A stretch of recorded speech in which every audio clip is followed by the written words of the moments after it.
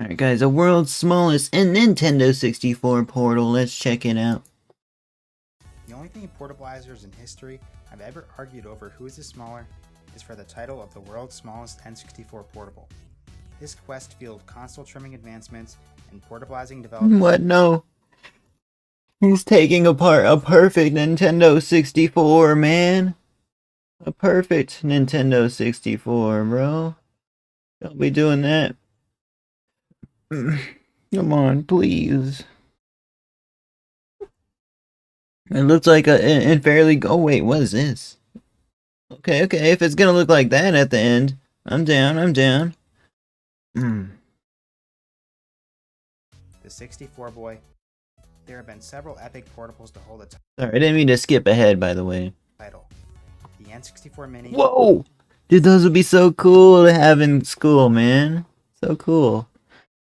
It really does suck that handhelds are not, really used at all nowadays, guys. Like, I'm talking about handhelds with the buttons. Actually, they're probably used. There's whole companies around it, but I'm talking about, like, actual, like, first-party handhelds, like Nintendo's and Xbox never had a handheld, but you know what I mean? Like PlayStations and stuff, guys. Nintendo DS. Cancelled by Nintendo, man. They don't even want to work on games no more. What happened? The 64 boy. The Tri-64s. The Gear 64. The Pocket 64. Wait, it actually reads cartridges, man? That is so flippin' awesome, man. The 64 boy Micro, and others. Creating the new world's smallest N64 portable was more than just a title. It was the respect that went along with it that many were able to trim the original motherboard smaller than anyone else and figure out other design constraints to optimize the battery, screen, and controller to create the most. For real, bro. You gotta be a whole engineer to do this, bro. This ain't something that's gonna be super easy to do. Sorry, I was getting a lot of calls. Compact portable of its time. The last record was held in 2015.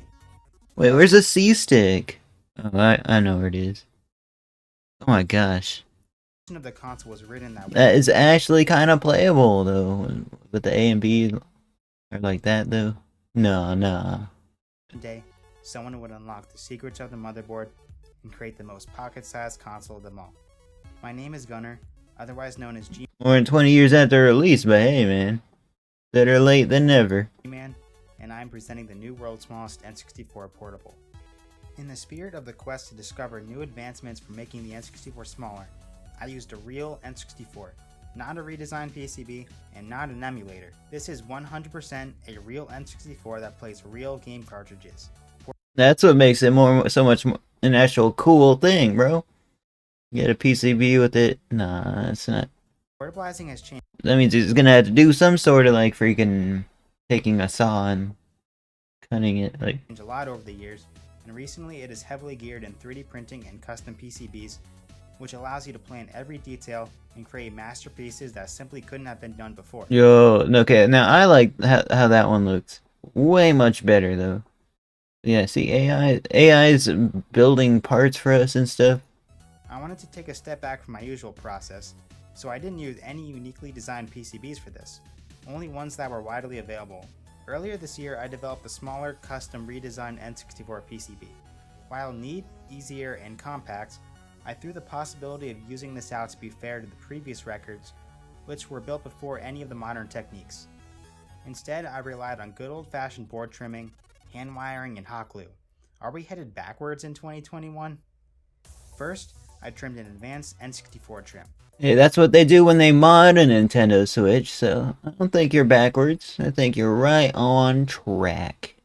Relocated the PIF IC and supporting circuitry. While already pretty small, the journey is far from over. I resoldered the RAM expansion slot at 90 degrees to trim down the height of the board. After trimming the 48-pin cartridge connector off, I rewired everything directly back to the CPU, RCP, and PIF. It's tricky. No, I'm glad he actually, it's not like this other video we reacted to where it's like 40 minutes of him explaining in detail how he fixed like this thing on a circuit board. And man, I was losing interest, but this is the way videos should be done here, guys. Wiring. The wires must all be soldered reliably and neatly routed for strain relief. One bad solder joint and nothing will work. Now, I have successfully trimmed the N64 motherboard smaller than anyone else has dared to do before. There were a few key design choices which allowed me to build this smaller than the previous record holder. You even got a screen on that, dude. That's so cool. The use of Joy-Con sticks, which are a few millimeters smaller than 3DS sliders, allowed me to decrease the length of the portable. I used a single 18650 battery cell located on the back with a cartridge slot holder, which allowed We're even going back to the batteries, bro. Now we get controllers that sell as much as the consoles did. me to significantly decrease the thickness. Legit, controllers nowadays sell as much as the consoles do. I've calculated the volume using a 3D model and verified on the actual device using a caliper. The main unit body measures 118 by 84 by 20 millimeters in thickness. The cartridge slot holder measures 86 by 45 by 20.5 millimeters. Taking into account all the curvatures, the total volume My gosh, bro, schematics and everything, bro. is 270,000. Your laser printer at home does this? Or 3D printer? Sorry, I don't know why I said laser printer. 863. No, that's quite specific. 0.87 cubic millimeters. That's 82,338 cubic millimeters smaller than the previous record, about 23.3% smaller. I mentioned before that I use only widely available It's so cool. You can actually put your cartridge in there, oh man. PCBs.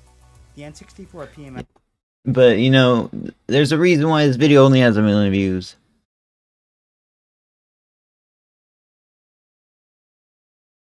Nobody really plays Nintendo 64, bro. Like, how much you think?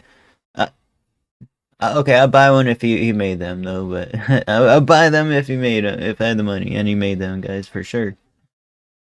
handles the battery charging and system regulators. I used a joystick breakout PCB to make wiring the joysticks easier. The fifth breakout board allowed me to chop a significant portion off of the motherboard. The 64 amp is a digital audio amplifier with the speakers and headphone jack. All of these boards are available on the BitBuild store, and they can be used to more easily integrate cool features into your own creations. They don't have to be made insanely tiny like this one. Oh man, so he bought like the parts. I thought he was gonna take apart an N64. No man, that would have been so much more cooler for me, the viewer. You might be thinking that the controller buttons are a bit non-traditional. Inside, it uses an official Nintendo controller IC. However, I used a microcontroller for interfacing the Joy-Con sticks. By default, the joystick acts as the analog stick. With added custom code, if you click the right stick, the left joystick will now emulate the D-pad. There aren't many games that require the D-pad, so Yeah, we've been watching this video the whole time and I didn't notice they didn't have a D-pad. Throw it away. Legit, throw this away. I'm sorry, guys. We need a D-pad. Like, just like a mini one somewhere would be cool, man. I feel this is the best compromise to include the feature while keeping it compact.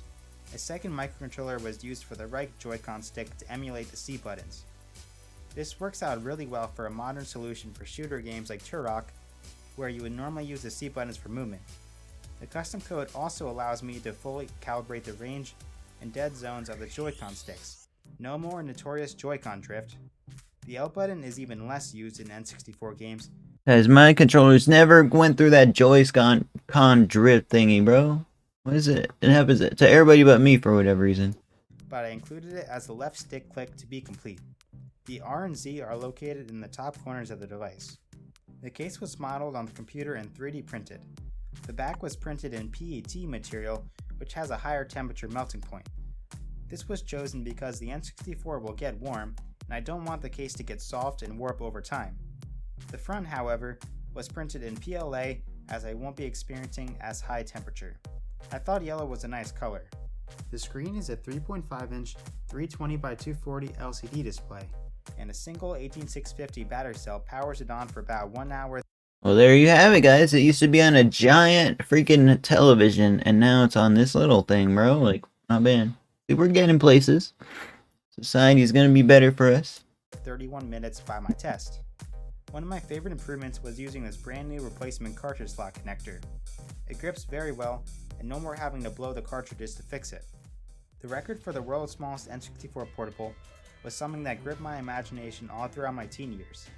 Participating in a niche group, I know I really like miniatures, so this is very cool to see.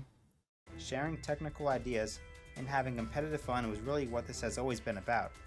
Now that I'm older and have improved my skills, I'm proud to finally make something that can be worthy of the title. The battery life sucks, it's uncomfortable to hold, but hey, it fits in my pocket.